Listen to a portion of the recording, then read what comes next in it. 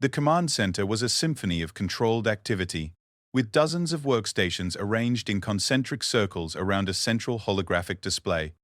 The display showed the local system in perfect detail, every ship, every asteroid, every piece of debris mapped and tracked in real time. But what struck her most forcefully was the absence of panic. Despite being deep in enemy territory, surrounded by Council reinforcement fleets that could arrive at any moment, the human crew worked with the calm efficiency of beings performing routine maintenance. Status report.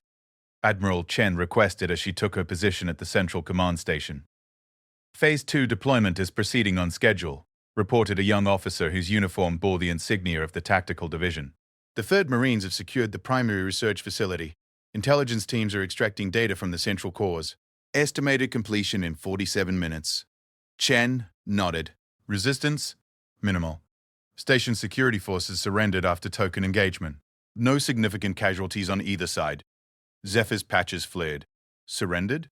But Kepler Station was defended by some of the best military units in Council space. Was it?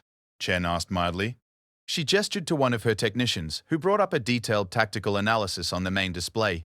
Let me show you something interesting, Doctor. The hologram shifted to show the battle that had taken place 6 days earlier. Zephyr watched as human ships approached the station, their formation seemingly haphazard and vulnerable. The Council defenders moved to intercept with textbook precision, their heavy cruisers taking optimal firing positions while fighter squadrons prepared to exploit any weakness in human lines. What happened next defied every principle of space combat Zephyr understood. The human ships didn't engage in the expected slugging match. Instead, they scattered in apparently random directions, their movements seeming chaotic and undisciplined. Council commanders pressed their advantage, pursuing individual targets and attempting to divide the human force. Watch the timestamp, Chen instructed. Notice how our ships retreat just far enough to draw your forces away from the station's defensive perimeter. Zephyr watched in growing amazement as the human retreat revealed its true purpose. While Council forces chased what they believed were fleeing enemies, small teams of human soldiers infiltrated the station through maintenance shafts and docking bays that had been left undefended. Surgical strikes, Webb explained. While your commanders focused on the space battle, our real assault teams were already inside, neutralizing key defensive systems and command personnel. The hologram showed the final moments of the battle. Council forces, realizing too late that they had been outmaneuvered, attempted to return to the station only to find it already under human control. Faced with the choice between destroying the facility and everyone aboard or accepting defeat, they chose surrender. Total engagement time, 4 hours and 17 minutes, the tactical officer reported. Human casualties, 0 killed, 3 wounded. Council casualties, 0 killed, 47 wounded, 12,000 taken prisoner. Zephyr's throat sac constricted. You took 12,000 prisoners? How do you even house that many beings?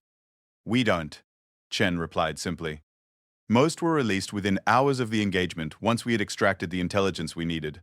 The wounded received medical treatment, the civilians were evacuated to safe harbors, and the military personnel were debriefed and returned to Council space with messages for their commanders. Messages?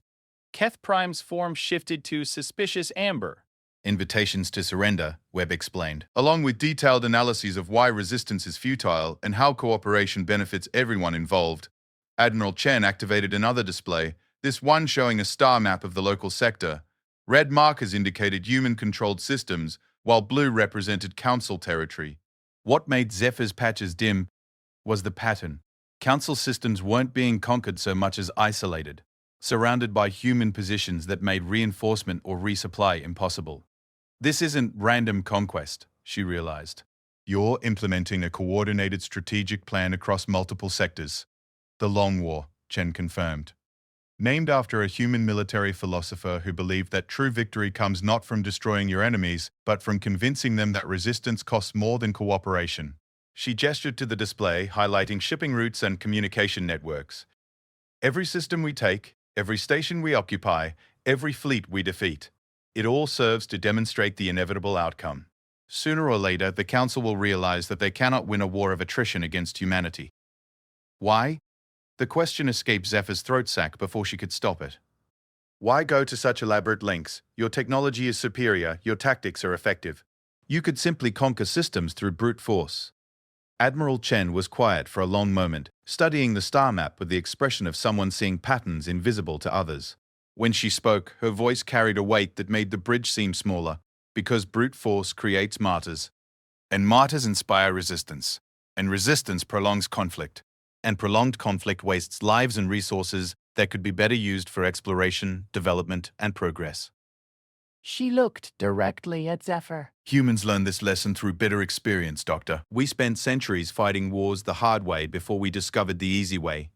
And the easy way is? Make your enemies understand that joining you is more profitable than opposing you. The tactical officer cleared his throat. Admiral, we're receiving communications from the Council 12th Fleet. Admiral Viridian is requesting permission to negotiate. Chen smiled, and the expression transformed her entire demeanor. Patch him through. Full diplomatic protocols. The main display shifted to show a Centaurian admiral whose scaled features carried the distinctive markings of extreme stress. Behind him, Zephyr could see the organized chaos of a command center dealing with crisis. Admiral Chen, Viridian began, his translator rendering his words in clipped, formal Galactic standard. I am authorized by the Council Military Command to discuss terms for the cessation of hostilities in this sector. I'm pleased to hear that, Admiral, Chen replied warmly. I've reviewed your service record. Quite impressive. 14 years of distinguished service, commendations for valor in 3 separate engagements, and a reputation for protecting civilian populations during military operations. Viridian's stress markers shifted slightly, confusion replacing some of the fear. You know my record? Human intelligence is quite thorough. We also know about your daughter's acceptance to the Galactic Science Academy and your wife's research on interstellar agriculture. Chen's tone remained conversational. Congratulations, by the way. Both achievements are quite remarkable. Zephyr watched the exchange with growing amazement. Chen wasn't just negotiating, she was demonstrating the depth of human intelligence networks while simultaneously reminding her opponent of what he had to lose. What are your terms? Viridian asked, his formal composure beginning to crack.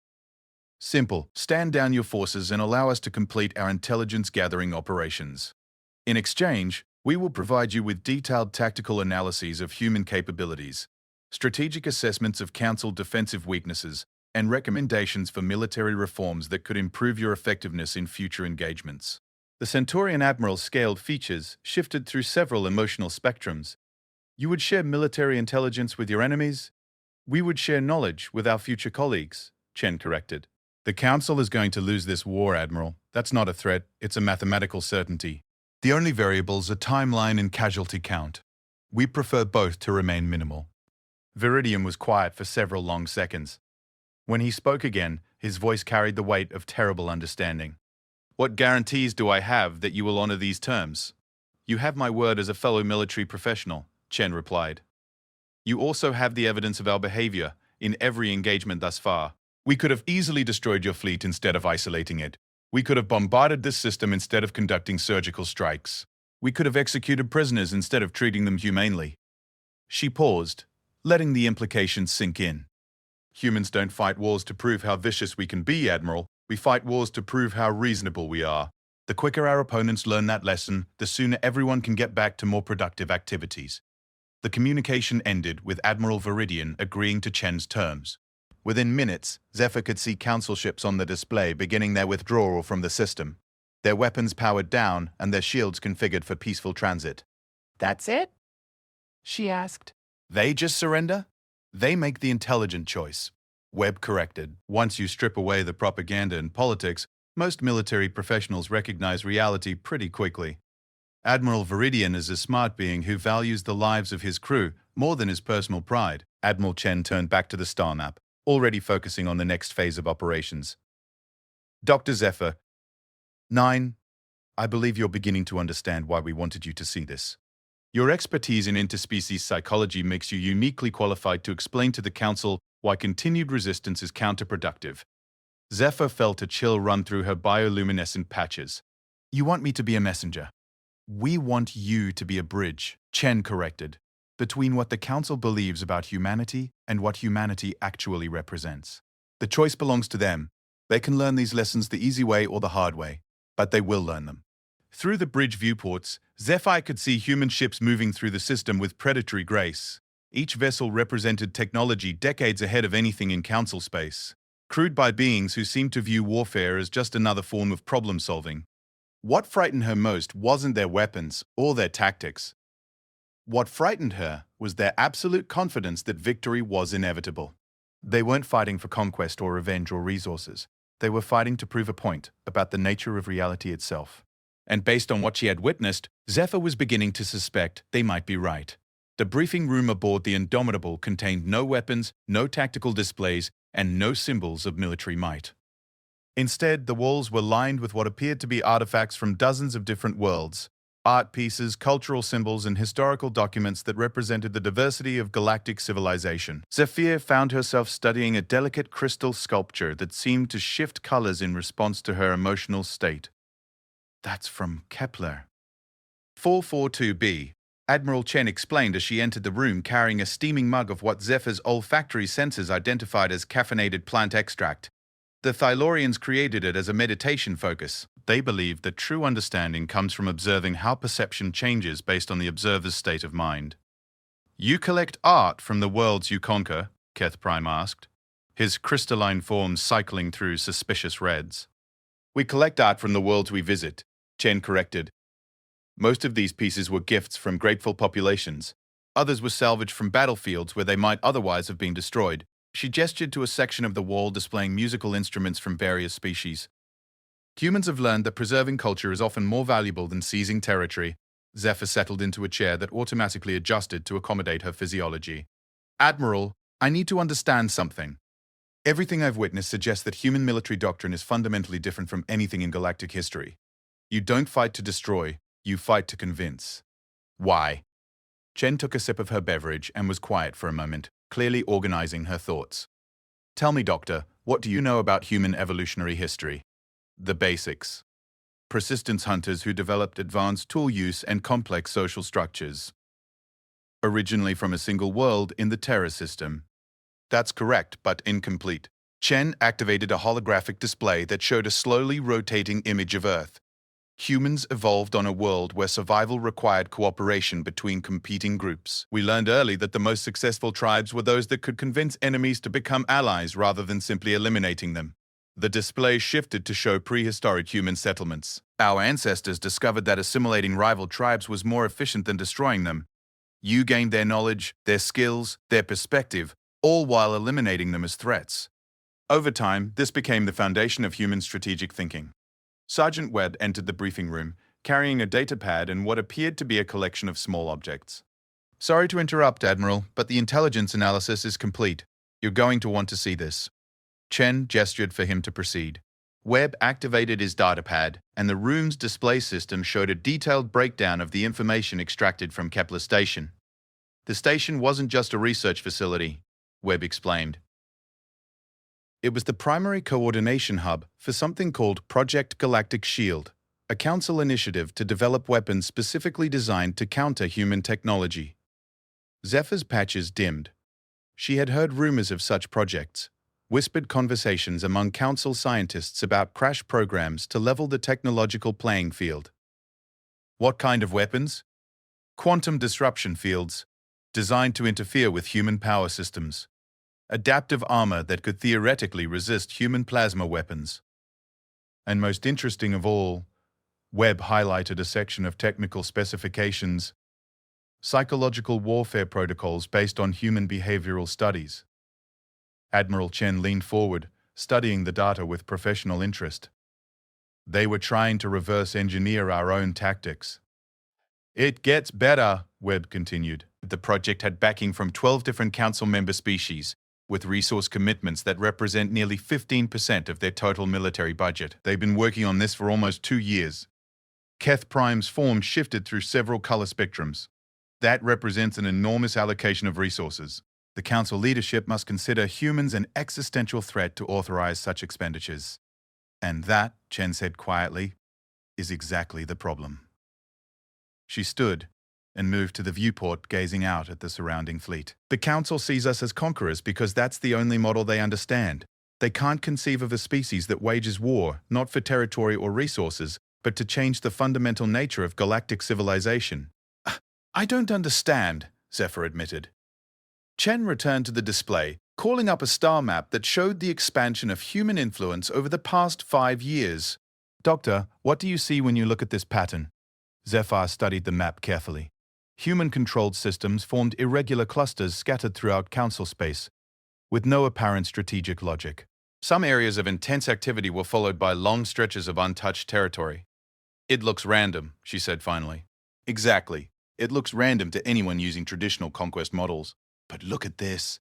Chen overlaid additional data on the map. Red markers represent systems with high levels of interspecies conflict.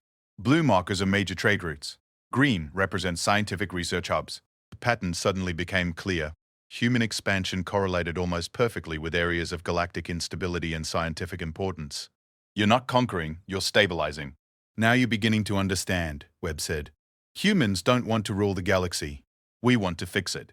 Chen activated another display, this one showing economic and social data from human-controlled systems.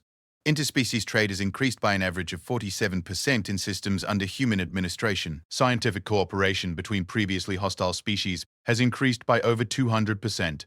Armed conflicts between council member species have decreased by 63%. The statistics were staggering. Zephyr found herself reviewing the data multiple times, certain there must be an error. How is this possible? Because humans are very good at solving the underlying problems that cause conflicts in the first place, Chen explained. Most wars happen because of resource scarcity, communication failures, or fundamental misunderstandings about other species' motivations. Once you fix those problems, the need for war tends to disappear. Webb activated his collection of small objects which Zephyr now realized were advanced recording devices. We've documented everything, of course. Full audio-visual records of our methods, detailed statistical analyses of results, and complete psychological profiles of how different species respond to various approaches. Documentation for what purpose? Keth Prime asked. For training, Chen replied. Every successful technique gets incorporated into standard operating procedures. Every failure gets analyzed and improved upon. Every interaction teaches us something new about how to make the process more efficient. The implications were staggering. Zephyr realized she was witnessing the evolution of warfare itself, a transformation from destructive force to constructive tool. You've turned military conquest into applied social science. That's one way to put it, Chen agreed. Though we prefer to think of it as large-scale problem-solving with occasional violent components. Webb called up another display, this one showing comparative casualty figures from recent conflicts. Traditional council military doctrine results in casualty rates averaging between 12 and 18% of total forces engaged. Human operations average 0.7% casualties, with most of those being accidental injuries rather than combat losses. 0.7%, Zephyr repeated. Across all engagements, all documented engagements, Webb confirmed. We found that most beings prefer not to die for causes they don't really understand. Once you give them alternatives, they tend to be quite reasonable. Admiral Chen moved to another section of the briefing room, where a series of smaller displays showed real-time communications from across human-controlled space. Dr. Zephyr 9, I want to show you something that might surprise you. The displays lit up with hundreds of ongoing conversations, military personnel coordinating operations, civilian administrators managing resource distribution, scientists collaborating on research projects, and diplomats negotiating trade agreements. What struck Zephyr immediately was the diversity of species involved. Those are council citizens, she breathed. Former council citizens, Chen corrected. Now they're citizens of the Terran Cooperative. Roughly 40% of our military and civilian personnel are non-human species who chose to join our organization rather than continue serving council interests. One display showed a Centaurian engineer working alongside human technicians to repair battle damage on a destroyer. Another showed a Regelian diplomat negotiating mining rights with representatives from 3 different species. A third showed mixed-species teams of scientists analyzing data from deep space exploration missions. They joined voluntarily? Keth Prime asked. They requested transfer, Webb replied. Standard protocol in human military doctrine. After every engagement, enemy personnel are offered the opportunity to switch sides if they find our methods more appealing than their current chain of command. Chen pulled up personnel files on the display. Biosignature is definitely organic, Keth Prime reported, his crystalline body refracting the emergency lights into prismatic patterns. Carbon-based, oxygen-breathing. Could be any number of species. They found the source 3 levels down, in a section of the station that had partially collapsed during the initial bombardment. A massive support beam had crushed the corridor, creating a pocket of twisted metal and debris. Zephyr's breath caught in her throat as her scanner detected movement within the wreckage. "Hello," she called out in Galactic Standard. "This is Zephyr, 9 of the Council Relief Corps. Can you hear me?" A voice responded from within the debris. Clear, calm, and utterly unexpected. Well. Took you long enough. I was starting to think the Council had written this place off. The accent was unmistakable. Zephyr's bioluminescent patches flared in alarm as she realized what they had found. "You're human," she whispered. "Guilty as charged," came the reply, followed by what the translation matrix identified as laughter. "Though I have to say, your timing could use some work. Another day or two and I might have had to start rationing my optimism." Keth Prime's form shifted to deep red. Impossible. Humans don't leave survivors behind, especially not their own. "Oh, they didn't leave me behind," the voice said, with what sounded distinctly like amusement. "I missed my ride. Classic case of poor timing and worse luck." Zephyr signaled for the rescue team to begin clearing the debris. As chunks of twisted metal were carefully lifted away, she found herself studying the space where the voice originated. The collapsed section created a pocket barely large enough for a medium-sized being to survive, with no visible access to food, water, or supplemental atmosphere. "How long have you been trapped here?" she asked, though her scanner already provided disturbing readings. And then they surrender, formally dissolve the Council as a political entity, and petition for membership in the Terran Cooperative. Chen's expression softened slightly. "Or they continue resisting, and we help them understand why that's not in anyone's best interests." Zephyr looked around the briefing room again, seeing it with new eyes. The artifacts weren't trophies of conquest, they were symbols of integration. The humans weren't destroying galactic civilization, they were transforming it into something more efficient, more stable, and more inclusive.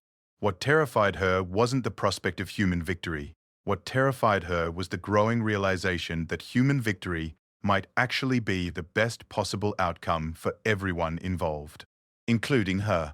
3 days after the briefing, Zephyr found herself in the observation deck of the Indomitable, watching human ships conduct what Admiral Chen had described as a standard pacification operation in the Vega Proxima system. The target was a Council military stronghold that had been broadcasting demands for other worlds to resist human advancement. What she witnessed challenged every assumption she had developed about the nature of warfare. The human fleet approached the system openly, broadcasting their intentions on all frequencies. No stealth, no deception, no attempt to achieve tactical surprise. Admiral Chen's voice echoed across space as she addressed the Council defenders directly. "This is Admiral Sarah Chen of the Terran Cooperative. We are here to discuss the peaceful transition of this system to cooperative administration. We invite you to review our standard terms and consider the benefits of voluntary cooperation." The response from the Council commander was predictably defiant. "This is Admiral Korax of the 23rd Defense Fleet. You will withdraw immediately or face the consequences of your aggression." "I understand your position, Admiral," Chen replied calmly. "However, I must point out that our intelligence indicates your fleet consists of 47 vessels with approximately 12,000 personnel. My fleet contains 90 to 3 vessels with 18,000 personnel. Additionally, our weapons systems are approximately 3 generations more advanced than yours." There was a long pause before Korax responded. "Are you threatening us?" "I'm providing you with tactical analysis so you can make an informed decision," Chen replied. "Would you like me to transmit detailed specifications of our capabilities? We've found that transparency reduces uncertainty and helps prevent unnecessary casualties." Zephyr watched the tactical display as human ships began broadcasting complete technical readouts of their weapons, shields, and maneuvering capabilities. Within minutes, the Council defenders had access to more information about their opponents than most military forces possessed about their own equipment. "Why are they doing that?" Keth Prime asked. His crystalline form had been cycling through confused blue patterns for the past hour. "They're giving away every tactical advantage." Sergeant Webb, who had been monitoring the communications array, looked up from his station. "Are they? Let's think about this logically. What happens when you know exactly how outmatched you are?" The answer came from the Council fleet itself. Within 20 minutes of receiving the human tactical data, individual ships began powering down their weapons and requesting permission to discuss surrender terms. 17 vessels have indicated willingness to negotiate, the communications officer reported. Admiral Corax is maintaining his position, but his support is collapsing. Admiral Chen activated a private channel to the Indomitable. Dr. Zephyr 9. Are you observing this engagement? Yes, Admiral. I have to admit, I'm confused by your tactics. What confuses you specifically? Zephyr struggled to articulate her thoughts. You're giving them every opportunity to understand how hopeless their situation is, but you're also giving them time to prepare countermeasures or call for reinforcements. Am I? Chen asked. Let me show you something. The main display shifted to show hyperspace entry points throughout the system. Zephyr's patches flared in alarm as she realized that human ships were already positioned to intercept any arriving reinforcements. More disturbing still, the positioning had been established days before the main fleet arrived. You planned this entire engagement in advance, she breathed. We planned 17 different variations of this engagement, Chen corrected. Our strategic analysis predicted a 63% probability that Admiral Corax would attempt to make a heroic stand. We also calculated a 91% probability that his junior officers would eventually prioritize crew survival over military pride. As if summoned by Chen's words, another council ship signaled surrender, then another. Within an hour, only Admiral Corax's flagship remained defiant. This is unnecessary, Admiral. Chen broadcasted on all frequencies. Your position is untenable. Your support has evaporated, and continued resistance serves no tactical or strategic purpose. I'm offering you the same terms I've offered everyone else. Review our governance model, evaluate our track record, and make an informed decision about your future. Corax's reply carried the weight of desperate pride. I will not surrender to alien invaders. Respectfully, Admiral, we're not invaders, we're reformers, and the evidence suggests that most of your crew agrees with that assessment. The tactical display showed something that made Zephyr's throat sac constrict in shock. Life pods were launching from Corax's flagship. His own crew was abandoning ship rather than continue fighting a hopeless battle. His officers are mutinying, Keth Prime observed. His officers are exercising sound judgment, Webb corrected. Human psychological analysis predicted this outcome with 87% confidence. Military personnel are typically quite practical when their survival is at stake. Within minutes, Admiral Corax found himself alone on a ship designed for a crew of 3,000. Chen's voice reached him across the void with what sounded like genuine sympathy. Admiral, I have tremendous respect for your dedication to duty. That kind of personal integrity is exactly what the Terran Cooperative values in its military leadership. Would you be willing to discuss a transfer of command rather than a surrender? The question hung in space for long seconds before Corax replied. What do you mean? I mean that someone with your experience and leadership capabilities would be valuable in helping us improve our methods for future operations.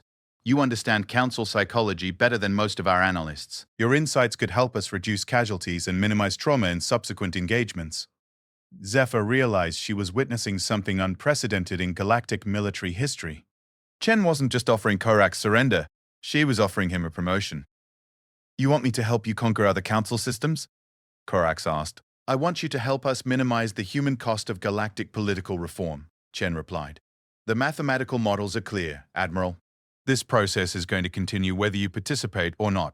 The only variable is how efficiently we can accomplish our objectives while preserving lives and maintaining social stability. The communication channel was quiet for nearly 10 minutes. When Corax finally responded, his voice carried the weight of terrible understanding. Transmit your terms. 3 hours later, Admiral Corax materialized in the transporter bay of the Indomitable, his uniform bearing the insignia of the Terran Cooperative rather than the Council Defense Force. The transformation wasn't just symbolic. Zephyr could see in his posture and expression that something fundamental had changed. Doctor. Zephyr 9. Admiral Chen said as they watched Corax being escorted to his new quarters. I want you to understand something important. What you witnessed today wasn't a battle. It was a demonstration of applied psychology on a strategic scale. I'm beginning to realize that, Zephyr replied. But Admiral, what happens to beings who refuse to be convinced? What happens to systems that continue to resist despite all evidence and incentives? Chen was quiet for a moment, her expression growing more serious. That's actually an excellent question. Sergeant Webb, would you mind showing Dr. Zephyr 9 the Rigel files? Webb activated a secured data terminal, his fingers moving across the interface with practiced efficiency. The Rigel system was our first major resistance encounter, he explained as files began appearing on the display. 7 inhabited worlds, combined population of nearly 4 billion beings, military forces numbering in the millions. The display showed detailed records of the engagement. Human forces had approached Rigel using standard protocols, open communication, full transparency about capabilities, offers of negotiation, and voluntary transition.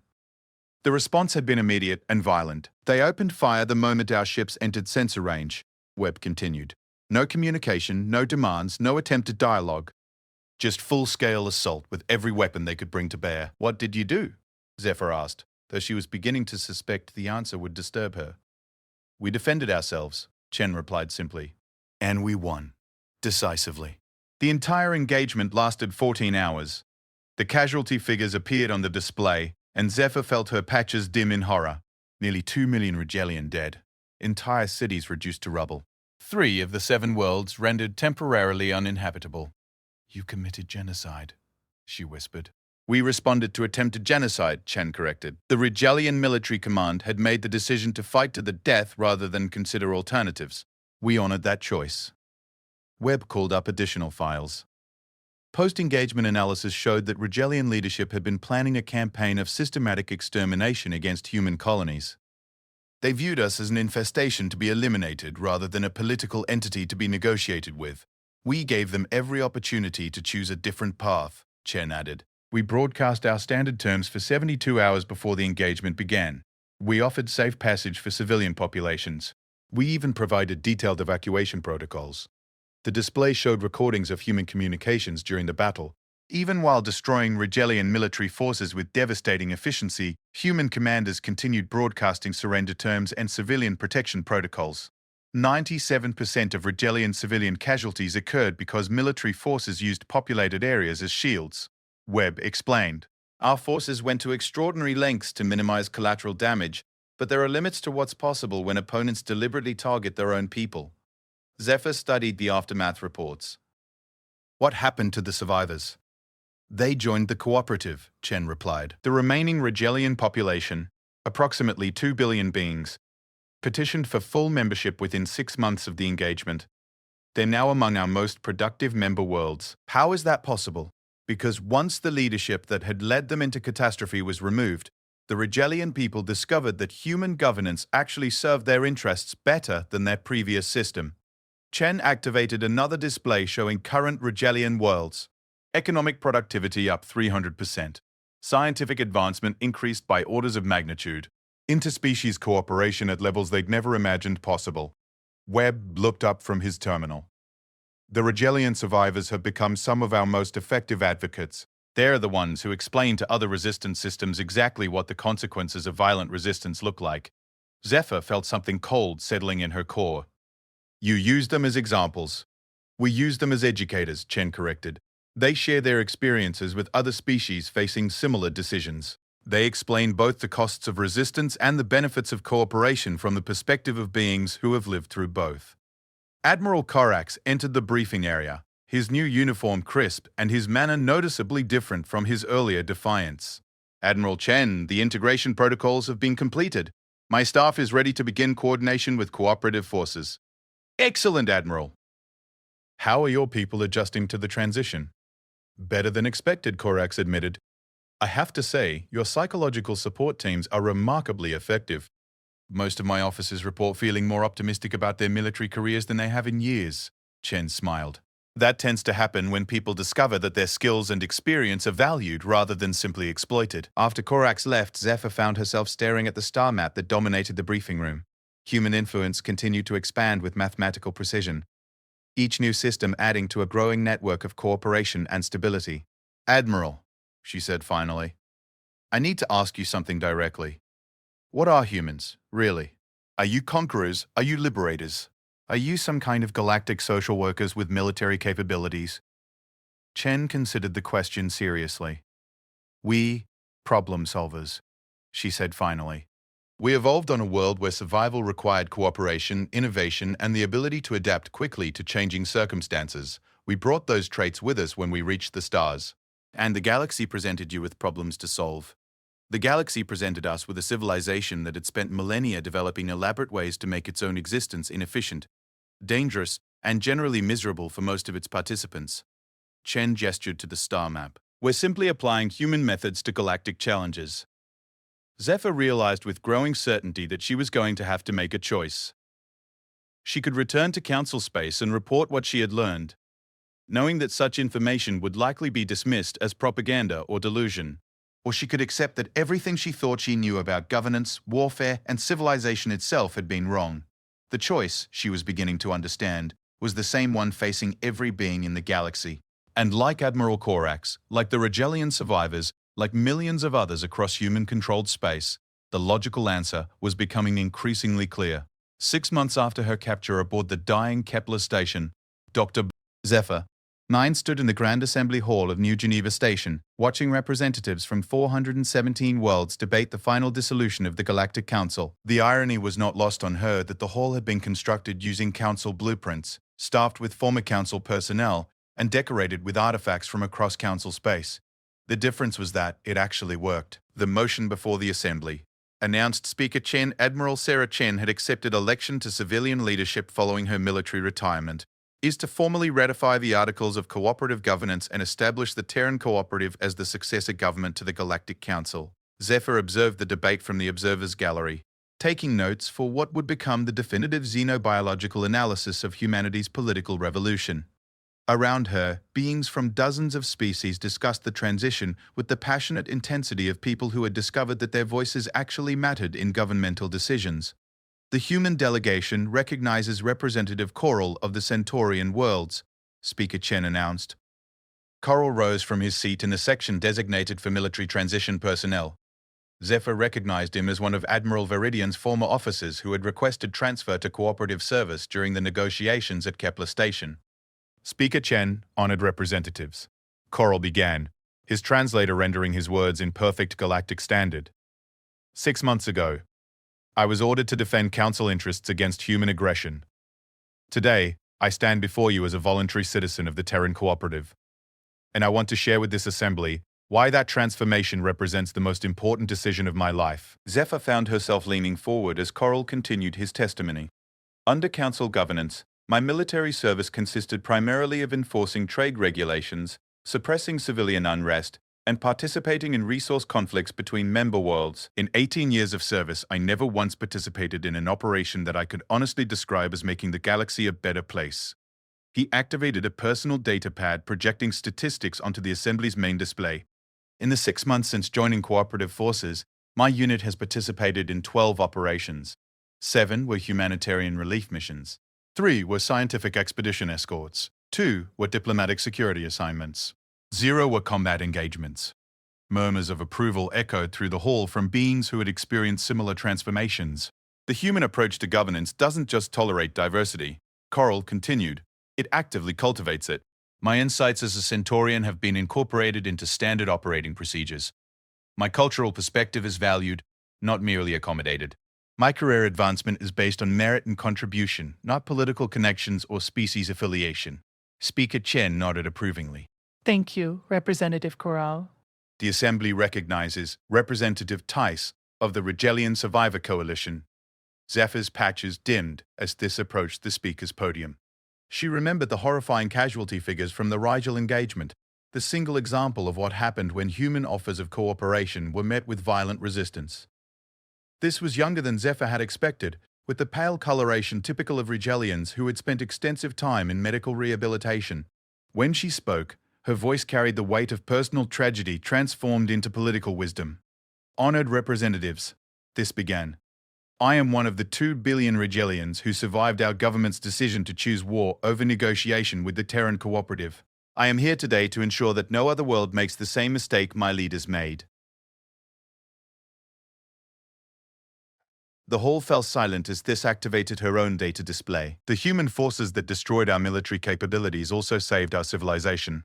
While our military command was using civilian populations as human shields, cooperative forces were conducting the largest evacuation operation in galactic history. The display showed footage from the Rigel engagement that Zephyr had never seen before. Human ships, while systematically dismantling Regellian military forces, simultaneously deployed thousands of rescue shuttles to extract civilian populations from combat zones. 1.7 million Regelian civilians were evacuated to safety by human forces during active combat operations, this continued. Compare that to the 3,000 civilians our own military evacuated before choosing to make populated areas into military targets. Zephyr felt her throat sac constrict. The human casualty reports had mentioned civilian protection protocols, but she hadn't understood the scale of the effort involved. Today, Regelian worlds are more prosperous, more secure, and more free than at any point in our recorded history. This said, Our scientific institutions receive funding levels that would have been impossible under council governance. Our cultural traditions are protected and celebrated. Our people participate in galactic affairs as equals, not as subjects. She paused, looking directly at the section of the hall reserved for remaining council representatives.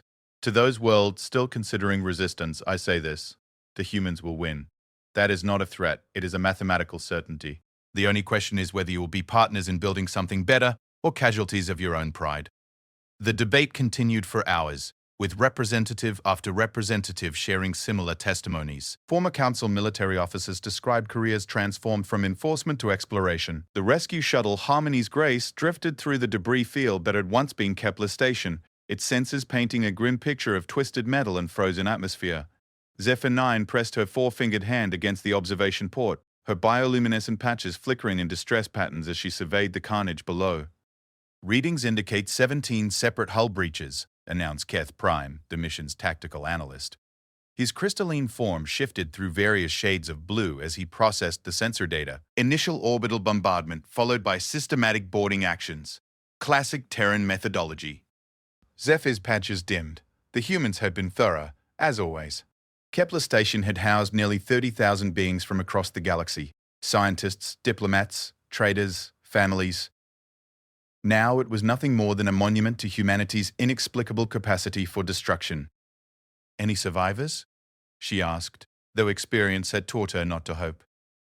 The humans rarely left witnesses to their tactical innovations. Negative on the main habitat rings, Keth Prime replied. However, we are detecting a faint biosignature from Section C7, lower decks, near the research facilities. Zephyr activated her personal recording device, a standard procedure when investigating human conflict zones. The Galactic Council demanded detailed reports of every encounter, desperately searching for patterns that might explain how a species barely 3 centuries into space travel had managed to systematically dismantle military forces with millennia of experience. The shuttle's docking clamps engaged with a resonant clang that echoed through the dead station. Emergency lighting cast eerie shadows as Zephyr and her team moved through corridors that still bore the scorch marks of human plasma weapons. The air recyclers had failed rotations ago, leaving only the bitter taste of ozone and fear. And most of those casualties occurred because local leadership chose to fight rather than negotiate.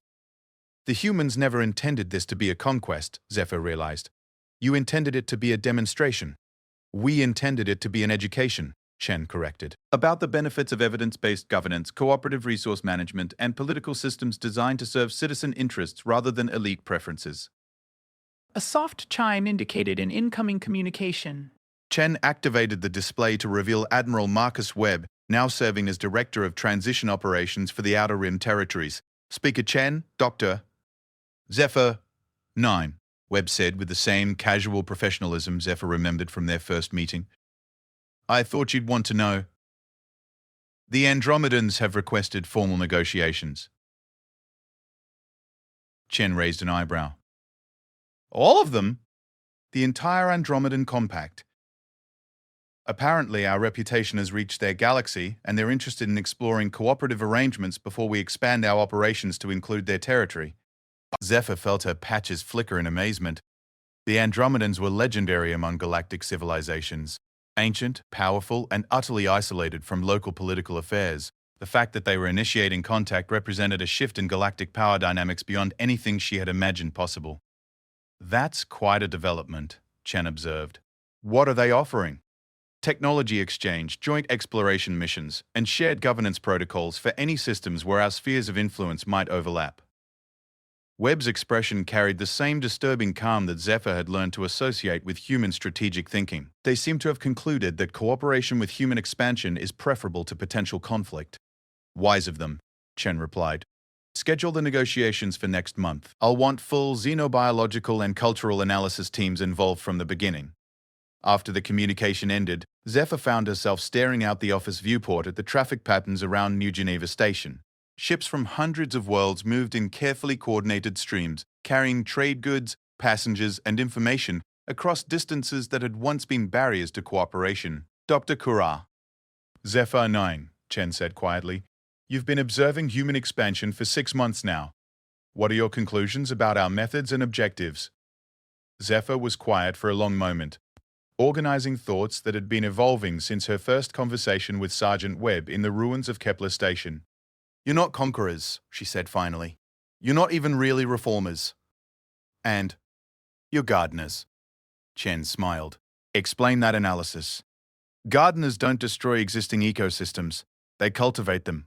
They remove elements that prevent healthy growth and introduce elements that encourage it. They create conditions where different species can thrive together rather than competing for limited resources. Zephyr activated her own datapad, displaying her comprehensive analysis of human governance methods. Human political philosophy treats galactic civilization as a biological system that can be optimized through careful intervention. You identify inefficiencies, eliminate waste, and establish sustainable relationships between different components. And the result? The result is a galactic civilization that actually works for its participants rather than exploiting them. Zephyr gestured toward the viewport. Look at the traffic patterns around this station. Under Council governance, most of those ships would be military vessels enforcing trade restrictions or monitoring compliance with bureaucratic regulations. Now they're engaged in voluntary commerce, scientific collaboration, and cultural exchange. Chen nodded approvingly. That's an excellent summary of human strategic objectives. We're not trying to rule the galaxy. We're trying to help it function properly. What happens next? Zephyr asked. The transition is complete. The government is established, and your military objectives have been achieved. What do humans do now? Now we get to work on the real project, Chen replied. Galactic civilization has been stagnant for millennia because political systems were designed to maintain stability rather than encourage growth. We're going to change that. She activated a display showing exploration data from the galaxy's unexplored regions. There are approximately 12 billion star systems in this galaxy. Current civilization encompasses fewer than 1% of them. The rest contain resources, knowledge, and possibly other intelligent species that could benefit from contact with our cooperative structure. Zephyr's patches brightened as she realized the scope of Chen's vision. You want to explore the entire galaxy. We want to cultivate the entire galaxy, Chen corrected. Every system that can support life, every species that can contribute to galactic civilization, every resource that can improve conditions for existing populations. The display shifted to show projections of galactic development over the next several centuries. Systems connected by trade routes and communication networks. Scientific research stations expanding the boundaries of knowledge. Cultural exchange programs enriching the lives of billions of beings. It will take centuries, Zephyr observed. It will take as long as it takes, Chen replied. Humans are patient when we're working toward objectives we believe in. 6 months earlier, Zephyr had been a xenobiologist studying the aftermath of human military operations. Now she was a founding citizen of a galactic government that promised to transform civilization itself. The choice to join the Terran Cooperative hadn't been difficult. The evidence was overwhelming that human methods produced better results than any alternative. What surprised her was how natural the transition had felt. Humans didn't demand cultural assimilation or ideological conformity. They simply created conditions where cooperation was more profitable than conflict, and let rational beings make rational choices. As she prepared to return to her quarters to complete her analysis, Zephyr reflected on the question that had brought her to this moment. What were humans, really? The answer, she realized, was both simpler and more profound than she had initially suspected. Humans were what the galaxy needed them to be. Problem solvers, innovators, and builders of systems that actually worked for everyone involved.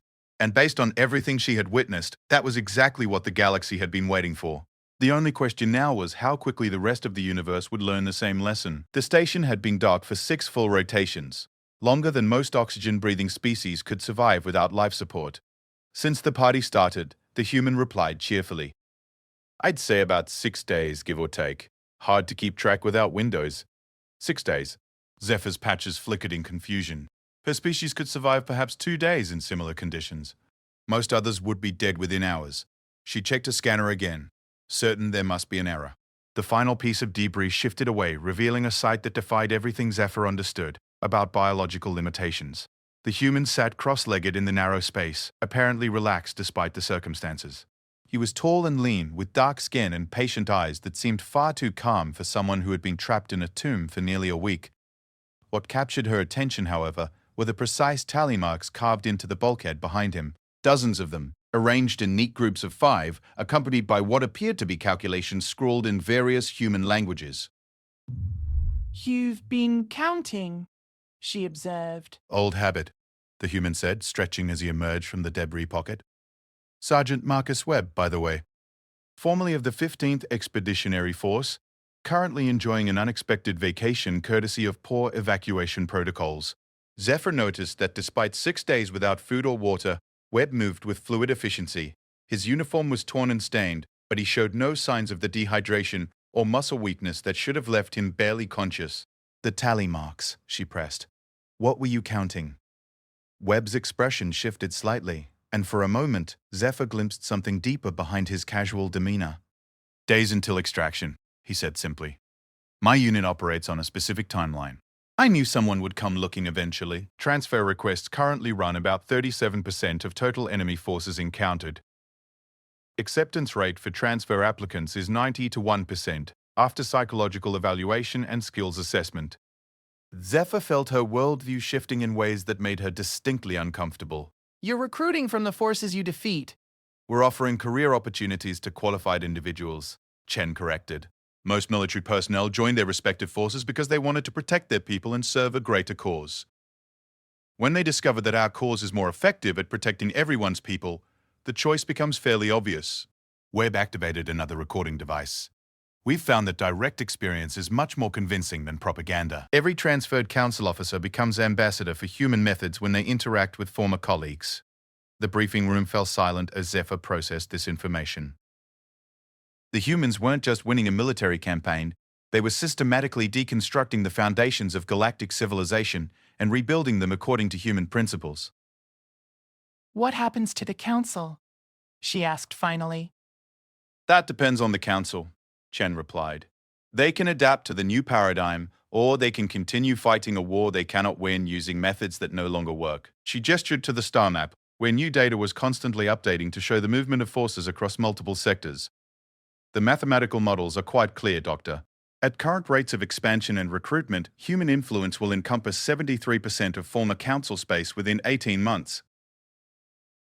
Council military effectiveness will degrade to approximately 12% of current levels within the same time frame. Your unit abandoned you, Keth Prime interjected, his crystalline form cycling through suspicious amber hues. Our sensors detected no human signatures when we arrived. You were left behind. Webb laughed again, and the sound made Zephyr's patches dim involuntarily. It wasn't the bitter laugh of abandonment or the desperate humor of denial. It was the laugh of someone who knew something the rest of them didn't. Left behind? Webb shook his head. Respectfully, Crystal Man, you don't understand how human military operations work. We don't leave people behind, we leave assets in place. The words hung in the recycled air like a physical presence. Zephyr felt her throat sac constrict as the implications began to sink in. Assets? Kepler Station was a strategic target, Webb explained, his tone shifting to something more professional. High-value research facility, significant symbolic importance, and most importantly, a major communications hub for this sector. Taking it was just phase 1 of a larger operation. He gestured to the tally marks on the bulkhead. Those aren't counting days of imprisonment. They're counting down to phase 2. And according to my calculations, the 7th Fleet should be dropping out of hyperspace right about... He checked a battered chronometer on his wrist. Now. The station shuddered as massive gravity wells suddenly appeared throughout the system. Zephyr's scanner shrieked warnings as dozens of human warships materialized from hyperspace, their weapons already charging for another assault. Impossible, Keth Prime whispered. Our intelligence indicated the human fleet had withdrawn to the outer rim. Webb smiled, and this time the expression carried the weight of predatory satisfaction. That's the thing about humans in war, friend. We specialize in impossible things. Always have. Through the observation port, Zephyr could see the approaching fleet. The lead ship was massive, a dreadnought-class vessel that dwarfed anything in the Council's inventory. Its hull bore fresh battle scars and what appeared to be trophies taken from destroyed enemy ships. "You knew," she breathed. "You knew they were coming." "Of course I knew," Webb replied. "I helped plan this operation. My job was to stay behind and provide real-time intelligence about Council response patterns, rescue protocols, and force deployment strategies." He gestured around the destroyed station. "Plus, someone had to make sure you actually came to investigate. Can't gather intelligence if you don't show up." The rescue shuttle's communication array crackled to life. "Unidentified Council vessel, this is Admiral Chen of the Terran Expeditionary Force. You are in violation of established quarantine protocols. Prepare to be boarded for inspection." Zephyr's patches flared in panic. "Quarantine protocols?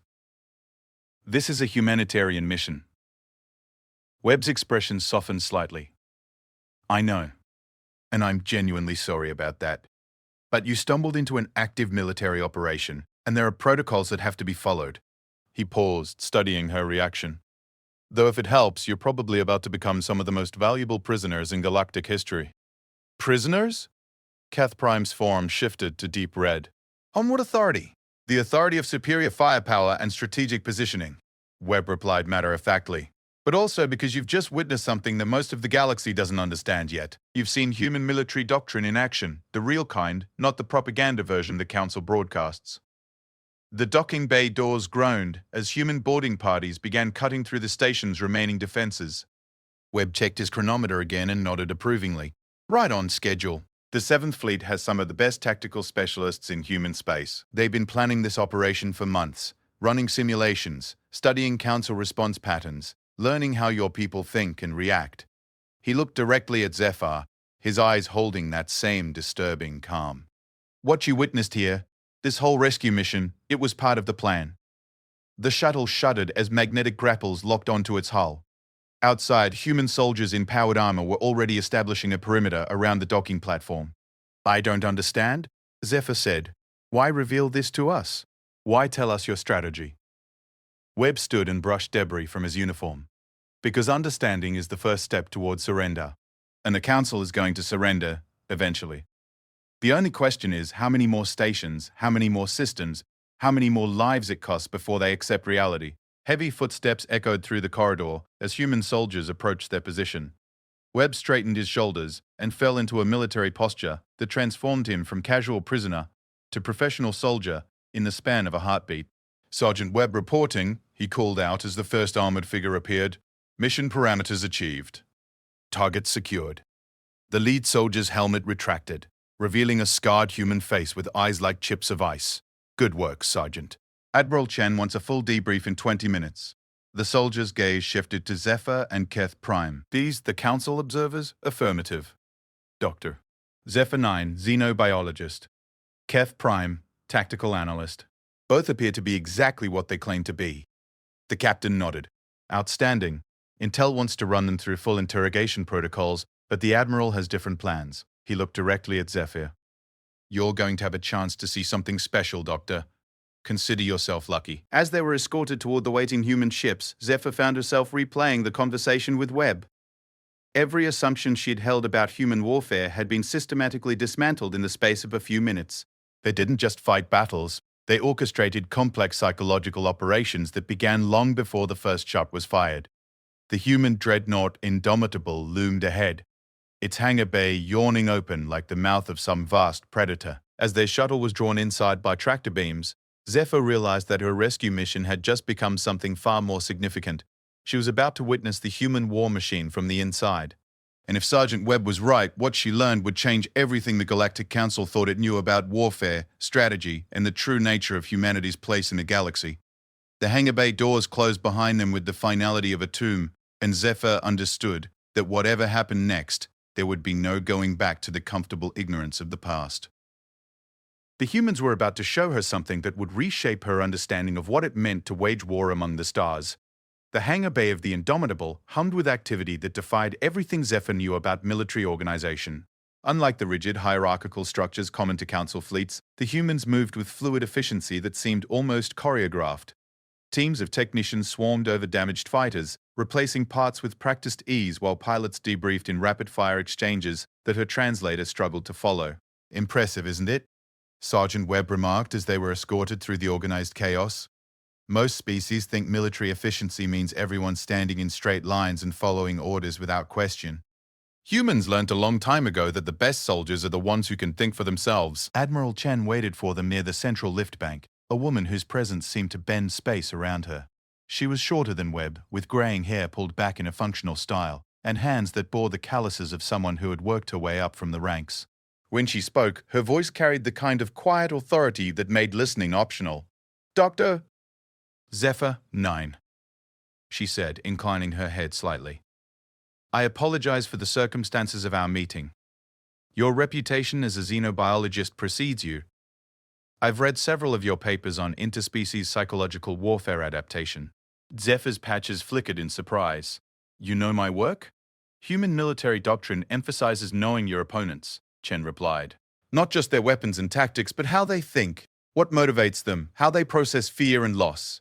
She gestured toward the lift. "I thought you might appreciate seeing how that philosophy translates into practice." The lift ascended through the ship's core, passing level after level of activity. Through reinforced viewports, Zephyr glimpsed training facilities where humans practice combat scenarios with the intensity that bordered on violent. In one chamber, soldiers moved through obstacle courses while holographic enemies materialized around them. In another, teams worked through complex engineering problems under simulated battle conditions. "Your people train constantly," Keth Prime observed, his crystalline form cycling through analytical blue patterns. "War is just problem-solving under pressure," Webb explained. "The better you get at solving problems quickly, the better you get at staying alive. And the better you get at staying alive, the better you get at making sure the other guy doesn't." They exited the lift onto the bridge, and Zephyr felt her breath catch in her throat. Civilian administrators reported governance systems that actually responded to citizen needs. Scientists spoke of research collaborations that would have been impossible under the old system's bureaucratic restrictions. What struck Zephyr most forcefully was the absence of coercion. No one spoke under duress or appeared to be delivering prepared propaganda. These were beings who had experienced both systems of governance and were sharing their honest assessments of the differences. When the final vote was called, the result was overwhelming. 847 worlds in favor of ratification, 23 opposed, 12 abstaining. The Galactic Council was formally dissolved by an assembly consisting primarily of former Council citizens who had chosen a different path. After the session concluded, Zephyr found herself in Speaker Chen's private office, reviewing the xenobiological data she had compiled during her months of observation. "Your analysis will be historically significant," Chen observed as she reviewed Zephyr's preliminary findings. "You've documented the first peaceful transition from one galactic government to another in recorded history." Was it peaceful? Zephyr asked.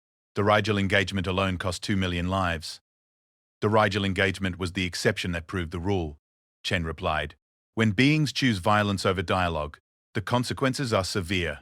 When they choose cooperation over resistance, the benefits are remarkable." She gestured to a data display showing comparative statistics. Total casualties from the entire transition process, 2.1 million beings. Total beneficiaries, 847 billion beings across 417 worlds. Zephyr studied the numbers carefully. A casualty rate of 0.002%, the lowest percentage for any comparable political transformation in galactic history, Chen confirmed.